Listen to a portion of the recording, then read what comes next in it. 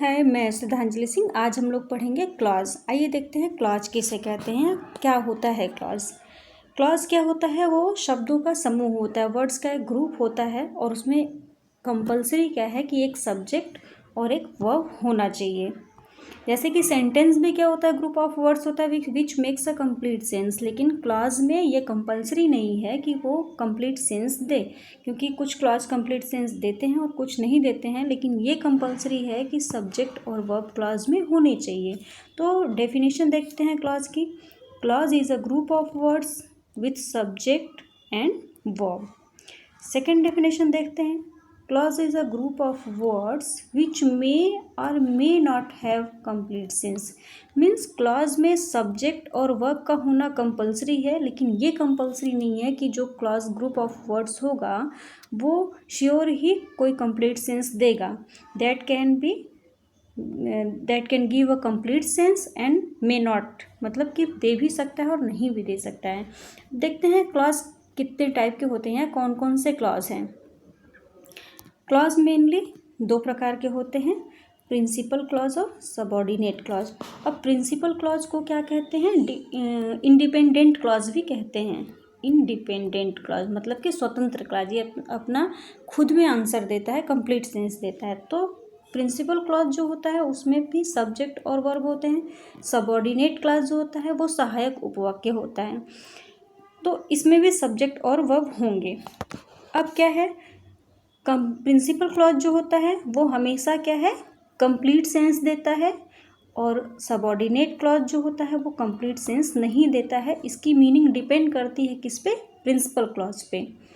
तो ये इसीलिए डेफिनेशन में क्लॉज के बोलते हैं कि clause is a group of word which may और may not have complete sense, क्योंकि सबऑर्डिनेट क्लॉज जो है वो कंप्लीट सेंस नहीं देता है। ये डिपेंडेंट क्लॉज होता है, इसे डिपेंडेंट क्लॉज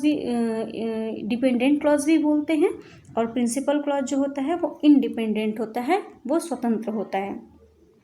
अब नेक्स्ट देखते हैं सबऑर्डिनेट क्लॉज और प्रिंसिपल क्लॉज के साथ क्या क्या टर्म्स एंड कंडीशन है।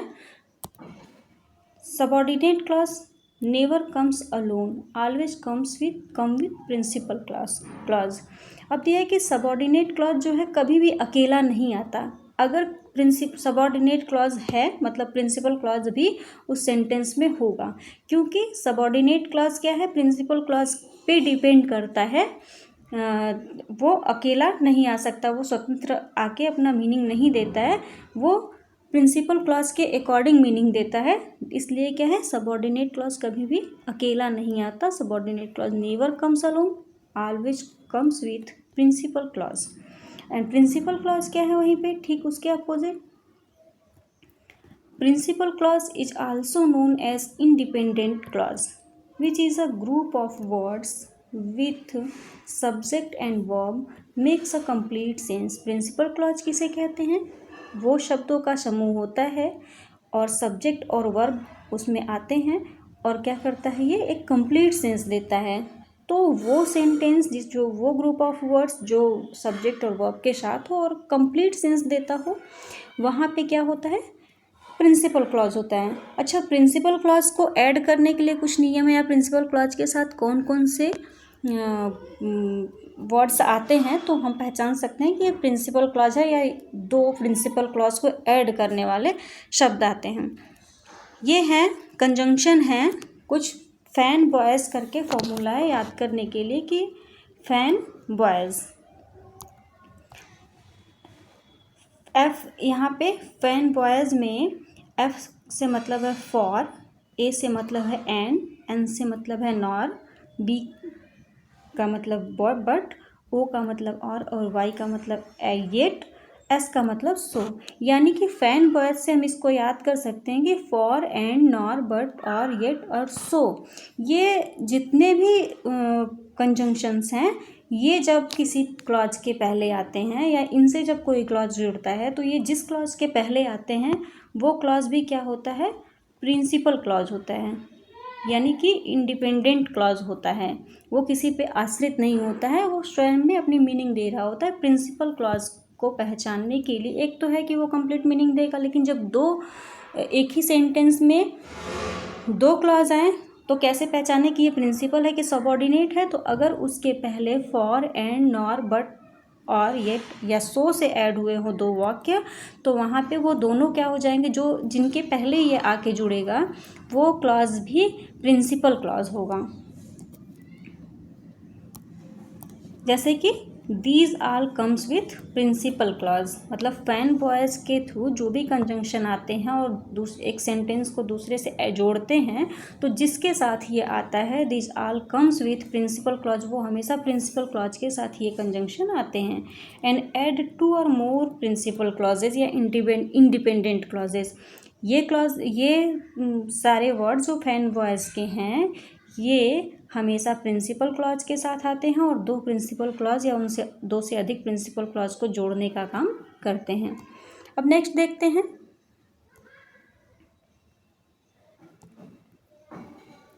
सबऑर्डिनेट क्लॉज क्या होता है, देख लेते हैं।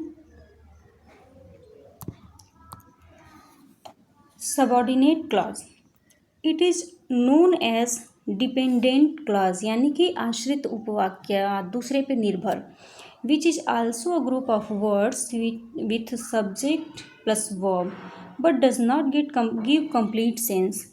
मतलब कि सबऑर्डिनेट क्लॉज भी क्या होता है, ग्रुप ऑफ वर्ड्स होता है, शब्दों का समूह होता है जिसमें सब्जेक्ट और वर्ब भी होते हैं, लेकिन क्या है, does not give complete sense. It depends upon principal clause to make a complete sense. ये जो है सबऑर्डिनेट क्लॉज जो है अपना कंप्लीट मीनिंग देने के लिए प्रिंसिपल क्लॉज पे डिपेंड होता है। Subordinate clause always comes with principal clause, मतलब कि ऊपर हमने पढ़ा पहले कि सबऑर्डिनेट क्लॉज कभी भी अकेला नहीं आता है, never comes alone, never alone, कभी भी सबऑर्डिनेट क्लॉज जो है अकेला नहीं आता, वो हमेशा क्या है, प्रिंसिपल क्लॉज के साथ ही आता है। अदरवाइज अगर फ्रेज के साथ कोई सेंटेंस आया तो वो सिंपल सेंटेंस होगा, न कि वहाँ पे सबऑर्डिनेट क्लॉज होगा। अब सबऑर्डिनेट क्लॉज के पहले कौन कौन से कंजंक्शन आते हैं मोस्टली, इसको देख लेते हैं। जैसे है इफ, वेन, वेयर, जो भी इंट्रोगेटिव वाले हैं, when, where, which, whatever, that, so that, before, if, after, until, unless, lest, as soon as, comes with subordinate clause। ये जितने भी कंजंक्शन हैं ये सबऑर्डिनेट क्लॉज को जोड़ने के लिए आते हैं। अगर किसी सेंटेंस के पहले, किसी क्लॉज के पहले ये शब्द आते हैं और इनसे वो जुड़ा हुआ है, तो वहाँ पे वो वाक्य, वो उपवाक्य जिसके पहले ये आते हैं और उसको दूसरे सेंटेंस से जोड़ते हैं, वो उपवाक्य क्या होगा, सबऑर्डिनेट क्लॉज होगा। अगर किसी वाक्य के पहले सब्जेक्ट और वर्ब है उसमें और ये आता है, इनमें से कोई भी कंजंक्शन आता है, तो वहाँ पे सबऑर्डिनेट क्लॉज होगा। फैन वॉइस के कोई भी आएंगे तो वो दो प्रिंसिपल क्लॉज को ऐड करेंगे, वो प्रिंसिपल क्लॉज के साथ आते हैं। जबकि if, when, where, which, whatever, that, so that, before, after, until, unless, lest, as soon as, because, ये सब आते हैं तो क्या होता है, सबऑर्डिनेट क्लॉज वहाँ पर होता है। अब कुछ एग्जाम्पल्स देख लेते हैं। जैसे है इफ़ यू वर्क हार्ड, यहाँ पे इफ़ यू वर्क हार्ड, इसमें इफ़ आया है, ये क्या हो गया, सबऑर्डिनेट क्लॉज हो गया। यू विल पास, ये प्रिंसिपल क्लॉज हो गया। You will pass complete meaning देता है, लेकिन इफ़ यू वर्क हार्ड, यदि तुम मेहनत करोगे तो क्या होगा, पास हो जाओगे। तो इसलिए ये सबऑर्डिनेट क्लॉज है क्योंकि इसका कंप्लीट सेंस नहीं है। यू विल पास ये कंप्लीट सेंस देता है, ये प्रिंसिपल क्लॉज है, ये सबऑर्डिनेट क्लॉज है। ऐसे ही है next, unless you work hard you will not pass, यदि तुम कठिन परिश्रम नहीं करोगे, यू विल नॉट पास, तुम पास नहीं होगे। यहाँ पे ये प्रिंसिपल क्लॉज है। और अनलेस यू वर्क हार्ड ये क्या है, सबऑर्डिनेट क्लॉज है। नेक्स्ट देखते हैं, I will wait till you come. I will wait क्या है, ये प्रिंसिपल क्लॉज है। और till you come subordinate clause है। ऐसे आई पेंट, मैं पेंट करता हूँ, बिकॉज आई लाइक पेंटिंग, क्योंकि मैं पेंटिंग पसंद करता हूँ। अब क्योंकि बिकॉज के साथ आया है तो ये क्या हो जाएगा, सबऑर्डिनेट क्लॉज आ जाएगा। आई लाइक पेंटिंग डिपेंड करता है, आई लाइक पेंटिंग के ठीक पहले क्या है, बिकॉज कंजंक्शन से जुड़ा है, तो यहाँ पे ये सबऑर्डिनेट क्लॉज होगा और ये आई पेंट क्या हो जाएगा, प्रिंसिपल क्लॉज। ऐसे नेक्स्ट देखते हैं example, he confessed that he had committed the crime. That से जुड़ा है, दैट कंजंक्शन से, और हमने ऊपर पढ़ा कि जब that, what, when ever, so that ये आते हैं किसी वाक्य के पहले, तो वो वाक्य क्या होता है, सबऑर्डिनेट क्लॉज होता है। और ही कॉन्फेस्ड ये क्या हो जाएगा, प्रिंसिपल क्लॉज। ऐसे I know that he works when ever he likes. अब यहाँ पे वेन एवर भी हमने पढ़ा था, सबऑर्डिनेटिंग कंजंक्शन है ये, तो इसलिए सबऑर्डिनेट क्लॉज हो गया ये भी ये एक सब वाला सबऑर्डिनेट क्लॉज, ये सेकंड सबऑर्डिनेट क्लॉज, और आई नो क्या है, ये प्रिंसिपल क्लॉज है। My believe is that he is guilty. अब दैट से क्या हो गया, यहाँ पे सबऑर्डिनेट क्लॉज हो गया, और माई बिलीव इज ये क्या है, प्रिंसिपल क्लॉज। नेक्स्ट देखते हैं,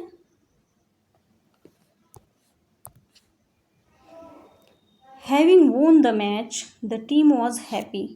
अब यहाँ पे हैविंग वोन द मैच में कोई भी सब्जेक्ट और वर्ब नहीं है, इसलिए ये क्या है, हैविंग वोन द मैच में सब्जेक्ट और वर्ब नहीं है, इसलिए ये क्लॉज नहीं हो सकता, ये क्लॉज नहीं है। क्लॉज नहीं है तो ये क्या है, फ्रेज है, यह एक फ्रेज है। जब फ्रेज है तो हमने पहले ही बताया कि कहीं भी सबऑर्डिनेट क्लॉज अकेला नहीं आता है, वहाँ पे क्या होता है, जब प्रिंसिपल क्लॉज होगा तभी सबऑर्डिनेट क्लॉज होगा, इसलिए ये एक सिंपल सेंटेंस है। जब किसी फ्रेज के साथ कोई टेंस आता है तो वहाँ पे वो सिंपल सेंटेंस हो जाता है, न कि दूसरा सेंटेंस जो होगा, एक फ्रेज है और एक टेंस है, तो यहाँ पे ये सिंपल सेंटेंस हो जाएगा, न कि ये सबऑर्डिनेट क्लॉज नहीं है। जैसे what he said was not true, यहाँ पे व्हाट से है, इंट्रोगेटिव वर्ड से, यहाँ पे क्या है, ये व्हाट कोऑर्डिनेटिंग कंजंक्शन है, सबऑर्डिनेटिंग कंजंक्शन है, इसलिए ये क्या है, सबऑर्डिनेट क्लॉज हो गया, और वॉज नॉट ट्रू क्या है, प्रिंसिपल क्लॉज हो गया। क्लियर है। अब आगे देखते हैं, सबऑर्डिनेट क्लॉज जो होता है, प्रिंसिपल क्लॉज जो होता है, उसका कोई टाइप नहीं होता है, प्रिंसिपल क्लॉज अपना अकेला होता है, जबकि सबऑर्डिनेट क्लॉज को 3 भागों में बांटा गया है। सबऑर्डिनेट क्लॉज 3 प्रकार के होते हैं, इनके 3 भाग हैं। अब देखते हैं types of subordinate clause. Subordinate clause में नाउन क्लॉज होता है, एडजेक्टिव क्लॉज होता है और एडवर्ब क्लॉज होता है। नाउन क्लॉज के कुछ कंडीशन होते हैं। नाउन क्लॉज प्रिंसिपल क्लॉज के सब्जेक्ट के रूप में यूज़ होता है, ऑब्जेक्ट के रूप में यूज़ होता है, बी के फॉर्म के बाद होता है और प्रीपोजिशन के बाद होता है। और एडजेक्टिव क्लॉज में, जैसे कि एडजेक्टिव हम जानते हैं कि एडजेक्टिव क्या करता है, किसी नाउन या प्रोनाउन की विशेषता को बताता है, नाउन या प्रोनाउन को क्वालिफाई करता है, नाउन या प्रोनाउन की विशेषता बताता है। वैसे ही एडजेक्टिव क्लॉज जो होगा वो प्रिंसिपल क्लॉज के किसी नाउन या प्रोनाउन को क्वालिफाई कर रहा होगा, उसकी विशेषता को इंडिकेट कर रहा होगा। ऐसे ही एडवर्ब क्या होता है, एडवर्ब मीन्स होता है जो वर्ब की क्वालिटी बताए, एडजेक्टिव की क्वालिटी बताए और खुद एडवर्ब की भी बताए। तो एडवर्ब क्लॉज क्या होगा, वो क्लॉज जो प्रिंसिपल क्लॉज में आने वाले किसी वर्ब, एडजेक्टिव या एडवर्ब की क्वालिटी को क्वालिफाई करेगा, वहाँ पे वो क्लॉज, वो सबऑर्डिनेट क्लॉज क्या होगा, that subordinate clause will be the part of adverb clause. अब नेक्स्ट देखते हैं नाउन क्लॉज। नाउन क्लॉज किसे कहते हैं और वो कैसे कैसे यूज होता है, कैसे पहचानेंगे कि यहाँ पे नाउन क्लॉज है। Noun clause according to its position, noun clause को उसके पोजीशन या उसके स्थान पे के हिसाब से पहचानते हैं कि वो कहाँ पे यूज है, तो ये नाउन क्लॉज हो सकता है। अब नाउन क्लॉज का यूज एज अ सब्जेक्ट भी होता है, एज एन ऑब्जेक्ट भी होता है, और बी की फॉर्म के बाद, बी की फॉर्म मतलब is, am, are, is, am, are, was, were और बीन, इनके बाद जब यूज़ होता है तो वहाँ पे भी नाउन क्लॉज होता है, और प्रीपोजिशन के बाद भी आता है नाउन क्लॉज। अब नेक्स्ट देखते हैं noun clause as a subject. First, second, third, fourth 4 type के दिए हैं यहाँ पे कि नाउन क्लॉज क्या है, as a noun clause as a subject, as a object, be के फॉर्म के बाद और प्रीपोजिशन के बाद। अब देखते हैं एज अ सब्जेक्ट।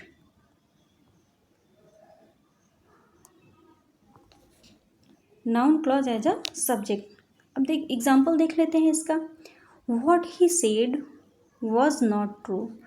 अब ये सब्जेक्ट के रूप में यूज़ हुआ है क्योंकि ये बी की फॉर्म है और बी की फॉर्म के पहले जब आएगा तो वो सब्जेक्ट के रूप में होगा वाक्य के। यहाँ पे व्हाट ही सेड ये सबऑर्डिनेट क्लॉज है और सब्जेक्ट के रूप में है। क्यों? क्योंकि वॉज के ठीक पहले आया है और वॉज क्या है, बी की फॉर्म है, इसके पहले कोई सब्जेक्ट है नहीं, तो इसका मतलब ये सबऑर्डिनेट क्लॉज जो है सब्जेक्ट का काम कर रहा है। और जब सबऑर्डिनेट क्लॉज सब्जेक्ट का काम करता है तो वहाँ पे क्या होता है, वो नाउन क्लॉज होता है। इसलिए यहाँ पे subordinate clause as a subject use हो रहा है और ये नाउन क्लॉज है। ऐसे whatever we eat determines our body size. Whatever we eat, इसके बाद क्या आया है, डिटरमाइंस, SEIS है, इससे पता चलता है ये वर्ब है। वर्ब के ठीक पहले जब कोई सब्जेक्ट कोई आएगा तो वो क्या होगा, ये मेन वर्ब है, डिटरमाइंस और बॉडी, डिटरमाइंस मेन वर्ब है इसमें।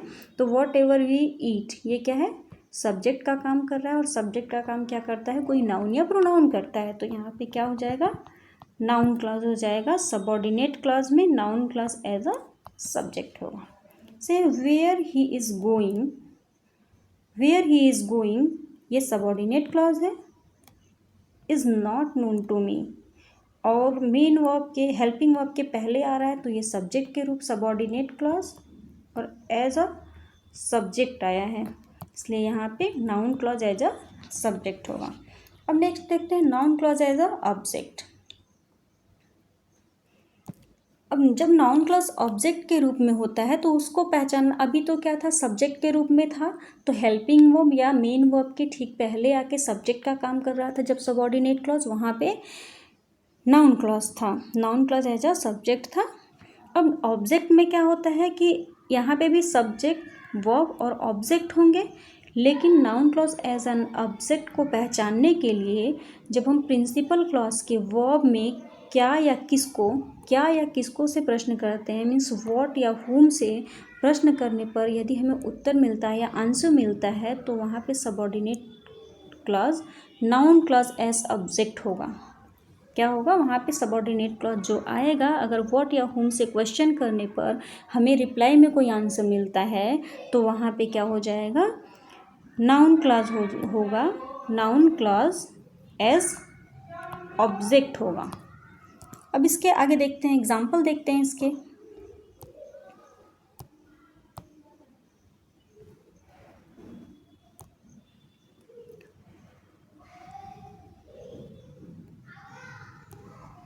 एग्जाम्पल है, I know that he is not guilty. मैं जानता हूँ, that he is not guilty, क्या जानता हूँ। यहाँ पे नो प्रिंसिपल क्लॉज है, ये प्रिंसिपल क्लॉज है और प्रिंसिपल क्लॉज में व्हाट से प्रश्न करने पर क्या जानते हो तो आंसर मिल रहा है, इसलिए ये सबऑर्डिनेट क्लॉज क्या होगा, नाउन क्लॉज एज ऑब्जेक्ट होगा, नाउन क्लॉज एज ऑब्जेक्ट होगा। नेक्स्ट है, tell me where you are going. Tell me मतलब मुझे बताओ, वेयर यू आर गोइंग कहाँ जा रहे हो, तो टेल मी क्या बताओ, क्या से प्रश्न करने पे आंसर मिल रहा है, इसलिए यहाँ पे क्या हो जाएगा, subordinate clause as noun clause हो जाएगा। सबऑर्डिनेट क्लॉज में नाउन क्लॉज होगा। नाउन क्लॉज कैसे होगा, एज एन ऑब्जेक्ट होगा। नेक्स्ट देखते हैं, I don't know where he is going. I don't know क्या नहीं जानता, इसमें व्हाट से प्रश्न करने पे, व्हाट से क्वेश्चन करने पे क्या नहीं जानता, वेयर ही इज़ गोइंग वह कहाँ जा रहा है। I don't know where he is going, तो आई डोंट नो में नो क्या है, वर्ब है, वर्ब में व्हाट से क्वेश्चन करने पे आंसर मिल रहा है कि ही इज़ गोइंग, कहाँ जा रहा है मुझे नहीं पता, मैं नहीं जानता, तो आंसर मिलने पे यहाँ पे क्या हो जाएगा, noun clause as an object. अब नेक्स्ट देखते हैं, सब्जेक्ट के रूप में नाउन क्लॉज हो गया, ऑब्जेक्ट के रूप में हो गया। अब देखते हैं बी की फॉर्म के बाद, बी की फॉर्म क्या होती है, इज, एम, आर, वॉज, व और बीन, इसके बाद यदि सबऑर्डिनेट क्लॉज कोई आता है, सबऑर्डिनेट क्लॉज की पहचान तो हम जानते ही हैं कि क्या होता है, किन किन से उनके पहले क्या क्या शब्द आते हैं, कौन कौन से कंजंक्शन आते हैं, तो वो सबऑर्डिनेट क्लॉज होता है। और वो कंजंक्शन के साथ सबऑर्डिनेट क्लॉज जब इज, एम, आर, वॉज, वर के बाद ठीक बाद आए, या कह सकते हैं कि ऑब्जेक्ट के रूप में इसके आए, कंप्लीमेंट के रूप में आए, तो वहाँ पे क्या हो जाएगा, सबऑर्डिनेट क्लॉज होगा। मतलब मेन वर्ब, हेल्पिंग वर्ब के ठीक बाद आए तो वहाँ पे noun clause as a be के फॉर्म के बाद होगा। जैसे my belief is that is not, that he is not guilty, that he is not guilty, that से पता चलता है कि ये क्या है, सबऑर्डिनेट क्लॉज क्या है। अब सबऑर्डिनेट क्लॉज में कौन सा टाइप है, माई बिलीफ इज, तो किससे पता चलता है, इज क्या है, बी की फॉर्म है, इज है बी की फॉर्म, और बी की फॉर्म के बाद जब डायरेक्टली कोई सबऑर्डिनेट क्लॉज आता है तो वहाँ पे क्या हो जाएगा, वहाँ पे हो जाएगा नाउन क्लॉज।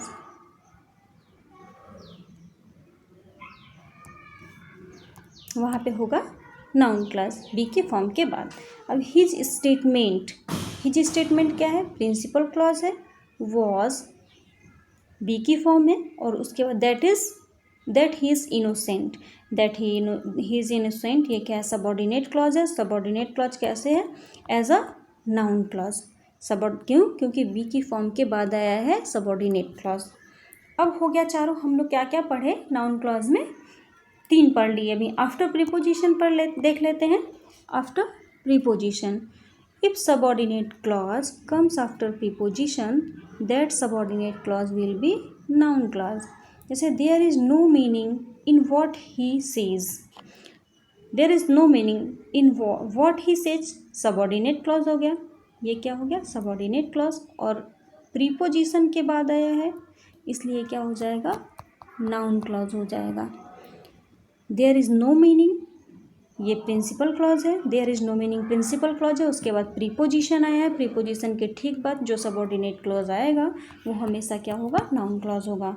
ऐसे ही ऑल डिपेंड्स, ये ऑल डिपेंड्स क्या है, प्रिंसिपल क्लॉज है, अपॉन प्रीपोजिशन है, और प्रीपोजिशन के बाद सबऑर्डिनेट क्लॉज है। जब प्रीपोजिशन के बाद सबऑर्डिनेट क्लॉज आएगा तो वो आने वाला सबऑर्डिनेट क्लॉज क्या हो जाएगा, नाउन क्लॉज होगा। अब देखते हैं हम लोग क्या क्या पढ़े। नाउन क्लॉज पढ़े, सबऑर्डिनेट क्लॉज में noun clause as subject, as object, be की फॉर्म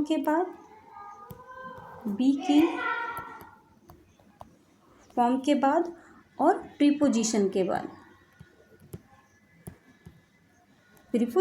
बाद, यानी कि सब्जेक्ट के रूप में, यानी कि इज, एम, आर, वॉज, वर के पहले आके सब्जेक्ट का काम करे जब सबऑर्डिनेट क्लॉज, तो भी वो नाउन क्लॉज होगा। ऑब्जेक्ट के रूप में आए तो भी नाउन क्लॉज होगा। ऑब्जेक्ट का क्या है कि प्रिंसिपल क्लॉज में कि वर्ब में व्हाट या हुम से क्वेश्चन करने पर यदि आंसर मिलता है तो वो आने वाला सबऑर्डिनेट क्लॉज जो है वो नाउन क्लॉज होगा। फिर बी की फॉर्म के बाद, मतलब is, am, are, was, were, been के बाद अगर डायरेक्टली कोई सबऑर्डिनेट क्लॉज आता है तो वहाँ पे वो नाउन क्लॉज होगा, और प्रीपोजिशन के बाद कोई सबऑर्डिनेट क्लॉज आता है तो भी वहाँ पे वो नाउन क्लॉज होगा। अब नेक्स्ट देखते हैं एडजेक्टिव क्लॉज। एडजेक्टिव क्लॉज किसे कहते हैं, जैसा कि हम जानते हैं कि एडजेक्टिव जो है वो ऐसे नॉर्मली किसी नाउन या प्रोनाउन की क्वालिटी को क्वालिफाई करता है, दर्शाता है, इंडिकेट करता है। वैसे ही ठीक एडजेक्टिव क्लॉज है, यहाँ पे एक क्लॉज जो है किसी नाउन या प्रोनाउन की क्वालिटी को क्वालिफाई करेगा, वहाँ पे वो क्लॉज एडजेक्टिव क्लॉज हो जाएगा। देखते हैं, एज वी ऑल नो, जैसा कि हम सभी जानते हैं, एडजेक्टिव क्वालिफाई नाउन और प्रोनाउन। एडजेक्टिव जो है किसी नाउन या प्रोनाउन की विशेषता को बताता है। इन the same way adjective clause qualify और रिफर्स द नाउन और प्रोनाउन ऑफ प्रिंसिपल क्लॉज। जिस प्रकार एडजेक्टिव किसी नाउन या प्रोनाउन की विशेषता को बताता है, ठीक उसी प्रकार एडजेक्टिव क्लॉज भी जो है प्रिंसिपल क्लॉज में आने वाली किसी नाउन या प्रोनाउन की विशेषता को दर्शाएगा, क्वालिफाई करेगा, रिफर करेगा। वो सबऑर्डिनेट क्लॉज क्या होगा, एडजेक्टिव क्लॉज होगा, जो प्रिंसिपल क्लॉज के नाउन या प्रोनाउन की क्वालिटी को बता रहा होगा। अब देखते हैं, एग्जाम्पल देख के समझते हैं।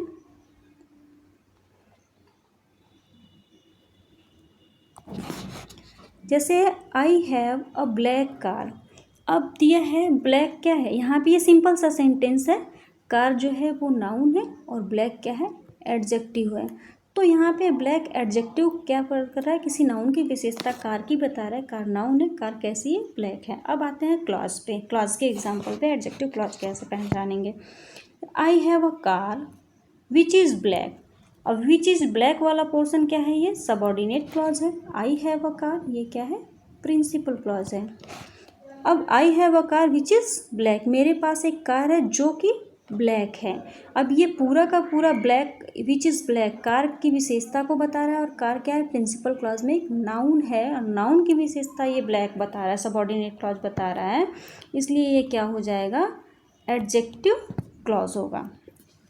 नेक्स्ट देखते हैं, I bought a car which is expensive. Expensive which is expensive ये पूरा क्या है, सबऑर्डिनेट क्लॉज है, और एक्सपेंसिव इसमें क्या है, किसकी विशेषता बता रहा है, कार की बता रहा है। अब कार क्या है, कार एक नाउन है, कार नाउन है और उसकी विशेषता ये सबऑर्डिनेट क्लॉज बता रहा है, इसलिए ये सबऑर्डिनेट क्लॉज का कौन सा प्रकार है, एडजेक्टिव क्लॉज है। सबऑर्डिनेट क्लॉज का एडजेक्टिव क्लॉज है।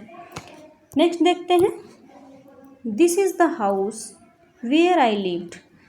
यह वही घर है, वेयर आई लिव्ड जहाँ मैं रहता था। तो वेयर आई लिव्ड क्या हो गया, ये सबऑर्डिनेट क्लॉज हो गया, और दिस इज़ द हाउस। अब वेयर क्या है, वेयर यहाँ पे वेयर आई लिव जहाँ मैं रहता था, ये किसको इंडिकेट कर रहा है, हाउस को। हाउस क्या है, नाउन है, इसलिए यहाँ पे ये नाउन को बता रहा है, दर्शा रहा है, नाउन को रिफर कर रहा है, क्वालिफाई कर रहा है, इसलिए ये एडजेक्टिव क्लॉज होगा। द गर्ल्स, सॉरी ये गर्ल नहीं हो, गर्ल्स नहीं होगा, गर्ल होगा। The girl who has long here is my sister. अब यहाँ पे हु हैज़ लॉन्ग हेयर ये क्या है, सबऑर्डिनेट क्लॉज है, और अब हु हैज़ लॉन्ग हेयर किसका बाल लंबा है, हु हैज़ लॉन्ग हेयर किसके बाल लंबे हैं, तो किसको रेफर कर रहा है, किसी नाउन को, और वो नाउन कौन है, द गर्ल। अब द गर्ल की क्या है, एक नाउन है, और नाउन की विशेषता को बता रहा है, लड़की की विशेषता को बता रहा है, उसके लंबे बाल हैं, और नाउन को विशेषता बताता है कौन, एडजेक्टिव, इसलिए ये क्या हो जाएगा, एडजेक्टिव क्लॉज हो जाएगा। नेक्स्ट देखते हैं एडवर्ब क्लॉज। एडवर्ब क्लॉज क्या होता है, as we know that adverb denotes the quality of verb, adjective and adverb. जैसा कि हम जानते हैं कि एडवर्ब जो है वो वर्ब, एडजेक्टिव और एडवर्ब की विशेषता बताता है, ठीक उसी प्रकार क्या होगा, in the same way adverb clause qualify verb, adjective and adverb of principle clause. जैसे कि एडवर्ब जो है किसी वर्ब या एडजेक्टिव या एडवर्ब की विशेषता बताता है किसी वाक्य में, ठीक उसी प्रकार एडजेक्टिव जो सबऑर्डिनेट क्लॉज आएगा उसमें आने वाला वो जो है प्रिंसिपल क्लॉज के किसी वर्ब, एडजेक्टिव या एडवर्ब की अगर विशेषता बता रहा होगा सबऑर्डिनेट क्लॉज, तो वहाँ पे वो क्या हो जाएगा, एडवर्ब क्लॉज, उसका सबऑर्डिनेट क्लॉज का टाइप क्या हो जाएगा, एडवर्ब क्लॉज हो जाएगा। और ये इसके एग्जाम्पल देख लेते हैं, एग्जाम्पल ऑफ एडवर्ब। पहले तो एडवर्ब देखते हैं, एडवर्ब क्या होता है, विशेषता बताता है किसी वर्ब की, ही वर्क्स हार्ड। वर्क क्या है, वर्ब है, वर्ब की विशेषता क्या है, हार्ड। ही वर्क्स हार्ड, कठिन परिश्रम करना बता रहा है, तो वर्ब है, और वर्ब की विशेषता क्या बताता है, एडवर्ब। तो हार्ड क्या हो गया, यहाँ पे एडवर्ब हो गया। He is a very good boy. Boy noun है, गुड क्या है, एडजेक्टिव है, और वेरी क्या है, एडवर्ब है, वेरी एडवर्ब है। जिस तरीके से इसमें एक नाउन की विशेषता गुड बता रहा है, गुड एडजेक्टिव, और एडजेक्टिव की विशेषता वेरी बता रहा है, वो एडवर्ब है, उसी तरीके से क्लॉज में भी होगा। ऐसे ही रन्स वेरी फास्ट। अब यहाँ रन की विशेषता फास्ट बता रहा है, और फास्ट में भी क्या है, उसकी विशेषता फास्ट एडजेक्टिव है, और फास्ट की विशेषता बता रहा है वेरी। वेरी क्या हो गया, एडवर्ब हो गया। अब क्लॉज में देख लेते हैं इसको।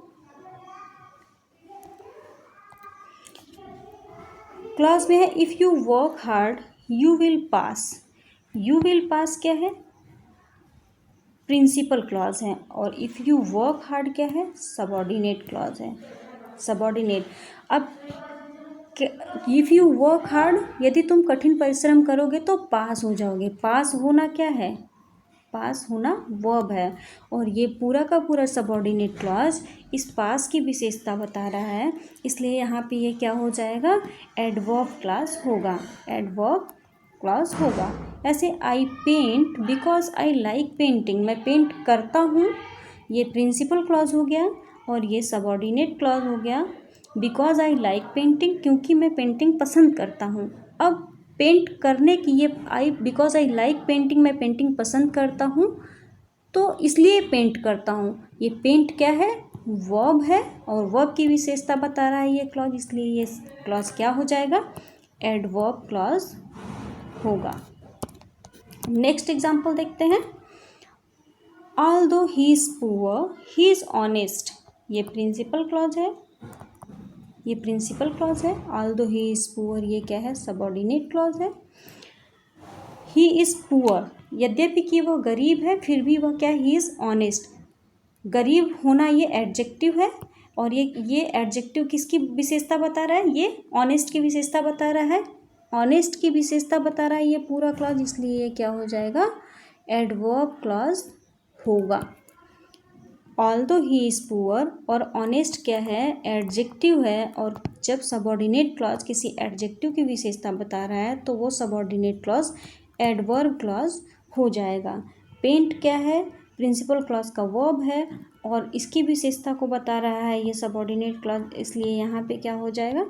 एडवर्ब क्लॉज होगा। If you work hard you will pass. Pass होना क्या है? वर्ब है। ये प्रिंसिपल क्लॉज के वर्ब को if you work hard qualify कर रहा है, इसलिए यहाँ भी क्या हो जाएगा? Adverb clause. धन्यवाद। यहाँ पे ख़त्म होता है क्लॉज और उसके टाइप। आगे हम लोग इस पर एक्सरसाइज करेंगे, कुछ PYQ करेंगे, उसके बाद पढ़ेंगे सेंटेंस जिसमें कि इसका यूज़ होता है प्रिंसिपल क्लॉज और सबॉर्डिनेट क्लॉज का। धन्यवाद। Please like and subscribe my channel.